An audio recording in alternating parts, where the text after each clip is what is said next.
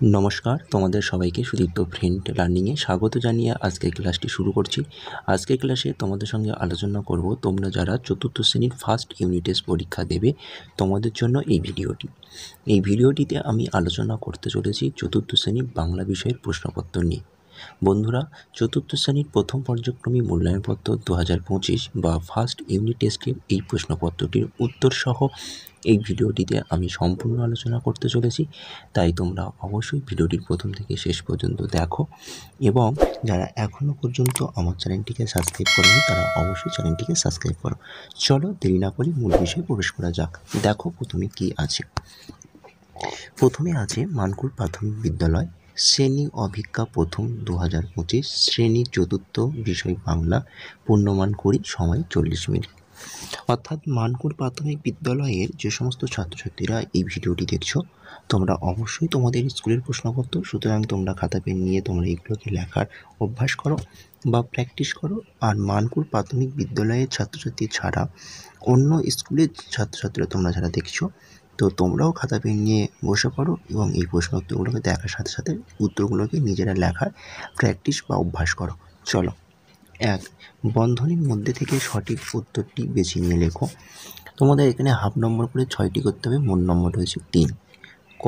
তত্ত্বচান শব্দটির অর্থ সুন্দর মেয়ে, খুকু ছোট খুকু। খ. মা দিদি দাদা সুন্দর করে দোতলা পুতুল ঘর সাজিয়ে দিয়েছিল। গ. আম জাম লিচু বাগিচার তলায় যেন তারা হেসেছে। ঘ.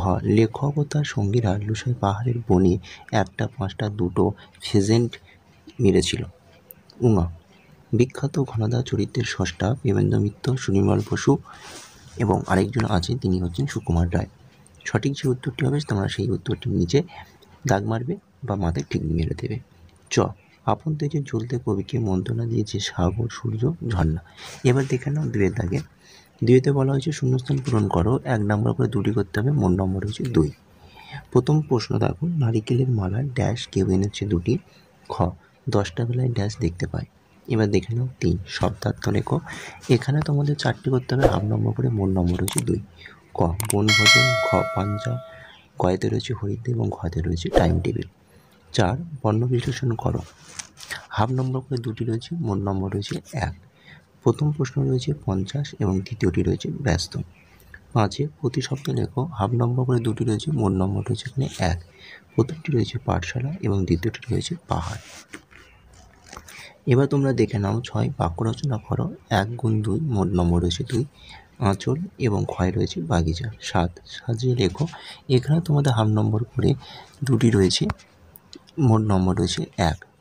প্রথমটা দেখো দন্তন্য ম, দন্তন্য তয়ের অপরাধ, দন্তন্য সাজলে হবে নিমন্তন্ন এবং পরেরটা সাজলে হবে অনেকক্ষণ। ওকে, চলো পরের পেজে প্রশ্নগুলো আমরা দেখে নিই। পরের পেজে 8. ক স্তম্ভের সঙ্গে খ স্তম্ভ মেলাও। এখানে তোমাদের হাফ নম্বর করে 4টি রয়েছে, মোট নম্বর রয়েছে 2। প্রথমে ক স্তম্ভে দেখো।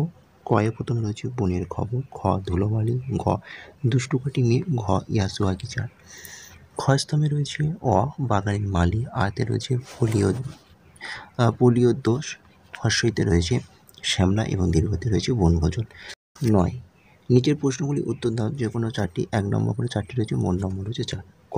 শিয়াল কোন সূত্রে বাঘের সঙ্গে ফিরতে চেয়েছিল? খ. গিন্নিকে এসেছিল। গ. শিশুদের বাড়ির গলি দিয়ে কোথায় যায়? ঘ.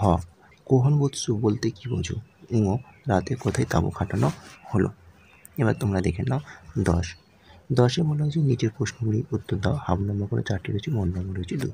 ক. নাসিক ধ্বনিগুলি লেখো। খ. অল্পপ্রাণ ধ্বনির উদাহরণ দাও। গ.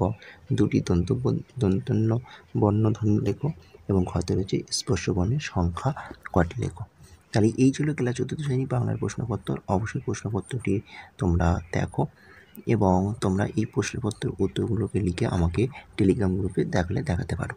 ওকে, তাহলে আর ভিডিওটি তোমাদের ভালো হলে অবশ্যই ভিডিওতে একটি লাইক করো এবং ভিডিওটি তোমাদের বন্ধুবান্ধব আত্মীয় স্বজনের কাছে বেশি বেশি করে শেয়ার করো। চলো, আজকের ক্লাসটি তাহলে এই পর্যন্ত রইল। টাটা, বাই বাই, ভালো থেকো, সুস্থ থেকো।